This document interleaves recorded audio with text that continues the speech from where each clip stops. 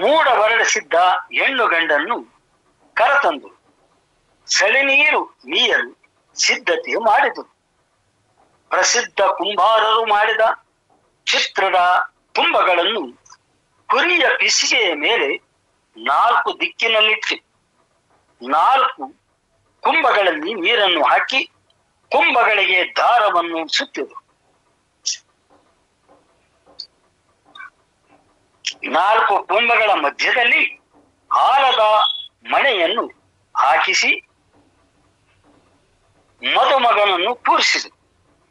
ಸಂಬಂಧಿಕರಲ್ಲಿ ಒಬ್ಬರನ್ನು ಕರೆದು ಕೈಯಲ್ಲಿ ಬಣ್ಣದ ಸರ ಮತ್ತು ಕಂಚಿನ ಬಟ್ಟಲನ್ನು ಗಂಡಿನೆಯ ತಲೆಯ ಮೇಲೆ ಹಿಡಿದುಕೊಳ್ಳುವಂತೆ ಸೂಚಿಸಿದರು.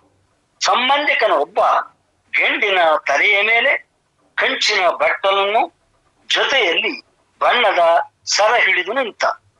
ಗಂಡಿನ ತಲೆಯ ಮೇಲೆ ನೀರು ಬಿತ್ತರು. ಸಳಿ ನೀರು ಮೀಸಿದ ನಂತರ ಹೆಣ್ಣು ಗಂಡನ್ನು ಚಪ್ಪರದ ಬಳಿಗೆ ಕರೆತಂದರು. ಹೆಣ್ಣು ಗಂಡಿನ ಮಧ್ಯೆ ಬಿಳಿಯ ತಳಿಯನ್ನು ಹಿಡಿದು ಬಿಳಿಯ ಬಟ್ಟೆ ಆ ಬಟ್ಟೆಯ ತಳಿಯನ್ನು ಹಿಡಿದು ಹೆಣ್ಣು ಗಂಡಿನ ಕೈಗಳಲ್ಲಿ ತೆಂಗಿನಕಾಯಿ, ಬಾಳೆಹಣ್ಣು, ಮೂಗುತಿಯನ್ನು ವಿಳ್ಳೆದೆಲೆಯ ಮೇಲೆ ಮೂಗುತಿಯನ್ನಿಟ್ಟು ಅದನ್ನು ಹಿಡಿದುಕೊಳ್ಳುವಂತೆ ಸೂಚಿಸಿದರು. ಕರಗದಲ್ಲಿ ಪೂಜಿಸಿದ್ದ ಹಾಲನ್ನು ಹೆಣ್ಣಿನ ಗಂಡಿನ ಕೈ ಮೇಲೆ ಬಿಟ್ಟರು. ಊರಿನ ಹಿರಿಯರು ಬಂಧುಗಳೆಲ್ಲರೂ ಹಾಲು ಬಿಟ್ಟ ನಂತರ ಅಕ್ಷತೆಯ ಕಾಳುಗಳನ್ನು ಹಾಕಿದರು. ನಂತರ ನಾಗೋಲೆಯ ಶಾಸ್ತ್ರವನ್ನು ಮಾಡಿದರು. ಕೆಂಪಣ್ಣ ಮಲ್ಲಪ್ಪ ಚಿನ್ನಮ್ಮನ ಮದುವೆ ಸಡಗರ ಸಂಭ್ರಮದಲ್ಲಿ ನಡೆಯುತ್ತಿದೆ. ಕೆಂಪಣ್ಣ ಮಲ್ಲಪ್ಪನ ಕಡೆಯವರು ಬೀಗರ ಕಡೆಯವರು ಅತ್ತ ಇತ್ತ ಇತ್ತಿಂದತ್ತ ಓಡಾಡುತ್ತಿದ್ದಾರೆ. ಕೆಂಪಣ್ಣ ಮಲ್ಲಪ್ಪನ ಆಪ್ತನಾದ ಪುರ್ಲೆಹಳ್ಳಿಯ ಭೂತ ಎಂಬುವನು ಅಡಿಗೆ ಸಿದ್ಧತೆ ಮಾಡಲು ಓಡಾಡುತ್ತಿದ್ದಾನೆ. ಮದುವೆಯಲ್ಲಿ ಮತದ ಸಂಪ್ರದಾಯದಂತೆ ಸಕಲ ಶಾಸ್ತ್ರಗಳು ಮುಗಿದು ಕೊನೆಯದಾಗಿ ಭೂವ ಮಾಡುವ ಶಾಸ್ತ್ರ ಉಳಿದಿತ್ತು. ಹೊರಳಕ್ಕಿ ಭೂವ ಮಾಡಿಟ್ಟರು. ಭೂವನ್ನು ಪೂಜಿಸಿ ಪುರದ ಪ್ರಮುಖರೆನಿಸಿದವರು ಬಾಯಿಗೆ ಬಟ್ಟೆ ಕಟ್ಟಿಕೊಂಡು ಭೂವ ಭಕ್ತಿಯಿಂದ ಭೂವವನ್ನು ದೇವಾಲಯದ ಮುಂದೆ ಕರಿಯ ಕಂಬಳಿಯ ಜಾಡಿಯ ಮೇಲಿಟ್ಟರು. ಭೂವ ತೀರಿಸಲು ಗಂಡಿನ ಕಡೆಯವರನ್ನು ಕರೆದಾಗ ಗಂಡಿನ ಕಡೆಯವರು ಯಾರೂ ಬರಲಿಲ್ಲ. ಇದರಿಂದ ಕುಪಿತಗೊಂಡ ಹೆಣ್ಣಿನ ಕಡೆಯವರು ಗಂಡಿನ ಕಡೆಯವರಿಗೂ ದೊಡ್ಡ ಜಗಳವೇ ಆಯಿತು. ಕಂಬ್ಯಾರಗೊಲ್ಲರಿಗಾಗಿ ಕಲ್ಯಾರಳ್ಳಿಯ ಕರಡಿಗೊಲ್ಲರಿಗೂ ಕೈ ಮಿಲಾಯಿಸುವಂತೆ ಜಗಳ ನಡೆಯಿತು.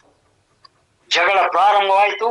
ಅಷ್ಟರಲ್ಲಿ ಕೆಂಪಣ್ಣ ಮಲ್ಲಪ್ಪನ ಆಪ್ತ ಪುರ್ಲೆಹಳ್ಳಿ ಭೂತ ದಿಢೀರಿನ ಪ್ರತ್ಯಕ್ಷನಾಗಿ ಭೂವನ್ನೆಲ್ಲ ಒಂದೇ ಸಾರಿ ತಿಂದ್ಬಿಟ್ಟ. ತಿಂದು ಸೇರಿದ್ದ ಜನರಿಗೆ ಗಂಗು ಬಡಿಯುವಂತೆ ಮಾಡಿದ. ಭೂವ ತೀರಿಸಿದ ನಂತರ ವೀಳ್ಯ ಶಾಸ್ತ್ರವನ್ನು ಹಮ್ಮಿಕೊಂಡರು. 16,000 ಎಲೆ, 24 ಸೇರು ಅಡಿಕೆಯನ್ನು ಅರಿವಾಣದವನ್ನು ತೆಗೆದುಕೊಂಡು ಕುಲದ ಗುಡಿಕಟ್ಟಿನವರ ಸಂಪ್ರದಾಯದಂತೆ ಅನುಮತಿ ಪಡೆದು ದೇವಾಲಯದ ಮುಂದೆ ಕರಿಯ ಕಂಬಳಿಯ ಮೇಲಿಟ್ಟು ಪೂಜಿಸಿ ಗೌಡ ಪೂಜಾರಿಗಳು ಬಂದ ಜನರಿಗೆಲ್ಲ ವೀಳ್ಯದೆಲೆಯನ್ನ ಹಂಚಿದರು. ಗಣ್ಣು ಹೆಂಡಿನ ಬೀಳ್ಕೊಡುಗೆಯ ಸಂತೋಷ, ದುಃಖ, ಹಳೆಯ ನೆನಪು. ಮದುವೆಯ ಸಂಭ್ರಮ ಮುಗಿಯಿತು. ಹೆಣ್ಣು ಗಂಡುಗಳನ್ನು ಗಂಡಿನ ಮನೆಗೆ ಕಳುಹಿಸಲು ಸಿದ್ಧತೆ ಮಾಡಿದರು. ಚಿನ್ನಮ್ಮನ ತಂದೆ ತಾಯಿಗಳಿಗೆ ಎಲ್ಲಿಲ್ಲದ ಸಡಗರ ಇದ್ದರೂ ಮಗಳನ್ನು ಕಳುಹಿಸಿಕೊಡುವ ಅಗಲಿಕೆಯ ದುಃಖ ಒಮ್ಮೆ ಮೂಡಿದರೆ ಮಗಳ ಉಜ್ವಲ ಭವಿಷ್ಯ ಕಾಣುವ ಕಾತರ ಮತ್ತೊಂದು ಕಡೆ ಸುಳಿಯುತ್ತಿತ್ತು. ಚಿನ್ನಮ್ಮನ ಮುಖದಲ್ಲಿ ಮುಗುಳ್ನಗೆ ಇದ್ದರೂ ತಂದೆ ತಾಯಿಗಳನ್ನು ಬಿಟ್ಟು ಹೋಗಬೇಕಿಲ್ಲ ಎಂಬ ನೋವು ಒಮ್ಮಿಂದೊಮ್ಮೆಲೆ ಅವಳ ಕಣ್ಣಲ್ಲಿ ಕಾಣುತ್ತಿತ್ತು. ಕಣ್ಣಿಂದ ನೀರು ಸುರಿಯುತ್ತಿತ್ತು. ಸಂಸಾರವೆಂಬ ಸಾಗರದಲ್ಲಿ ತೇಲಲು ಅಣಿಯಾಗಿ ನಿಂತಳು. ಬಾಳ ನವಿಕೆಯಲ್ಲಿ ಸಾಗಲೇಬೇಕೆಂಬ ಇನಿಯನೊಡನೆ ಬಾಳಬೇಕೆಂಬ ವಿಧಿ ನಿಯಮದ ಅರಿವಿನಿಂದ ತಂದೆ ತಾಯಿಗಳ ಮುಖವನ್ನು ದಿಟ್ಟಿಸಿ ನೋಡುವುದು ಬಿಡಲಾರದ ಸಂದಿಗ್ಧತೆಯಲ್ಲಿ ಬಾಳ ಸಂಗಾತಿಯನ್ನು ಹಿಂಬಾಲಿಸಿದಳು. ಚಿನ್ನಮ್ಮನನ್ನು ಕಳುಹಿಸಲು ಊರಿಗೆ ಊರೇ ನೆರೆದಿತ್ತು. ಅವಳ ಗುಣಗಾನಗಳ ಸುರಿಮಳೆ ಆಯಿತು. ತವರಿನ ನೆನಪಿಗಾಗಿ ತನ್ನ ಮಗಳಿಗೆ ಹಸು ಕರು ಬಳುವಳಿಯಾಗಿ ಕೊಟ್ಟು ಕಳ್ಯಾರ ಹಳ್ಳಿಗೆ ಕಳುಹಿಸಿಕೊಟ್ಟರು.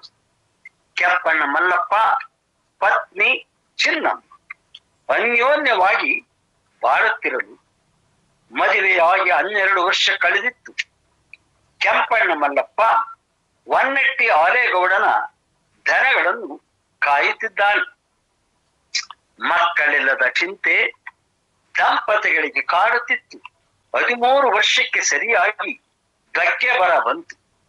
ದನ ಕರುಗಳಿಗೆ ಕುಡಿಯಲು ನೀರಿಲ್ಲ, ಮೇಯಿಸಲು ಹುಲ್ಲು ಇಲ್ಲದ ಕಾರಣ ಜನರು ಬಡತನದಲ್ಲಿ ನರಳುವಂತಾಯಿತು. ಬರಗಾಲದ ಬೇಸಿಗೆಯ ಬಿಸಿಲಿನ ತಾಪಕ್ಕೆ ಭೂಮಿ ಬಿಳಿದಿದೆ. ಹಚ್ಚ ಹಸಿರೆಲೆಯ ಗಿಡ ಮರಗಳು ಬರಡಾಗಿ ನಿಂತಿವೆ. ಹಳ್ಳ ಕೊಳ್ಳಗಳು ಬತ್ತಿವೆ. ಆಹಾರವಿಲ್ಲದೆ ದನಕರುಗಳು ಸ್ವರ್ಗಿರುವುದನ್ನು ಕಂಡ ಕೆಂಪಣ್ಣ ಮಲ್ಲಪ್ಪನು ಮುಖ ಕಳೆಗುಂದಿದೆ. ಕೆಂಪಣ್ಣ ಮಲ್ಲಪ್ಪ ಒಂದು ದಿನ ಮನಸ್ಸಿನಲ್ಲಿ ಯೋಚಿಸಿದ. ದನ ಕರುಗಳನ್ನು ಹುಲ್ಲು ನೀರು ಸಿಗುವ ಕಡೆಗೆ ಒಡೆದುಕೊಂಡು ಹೋಗಬೇಕೆಂದು ತೀರ್ಮಾನಿಸಿದ.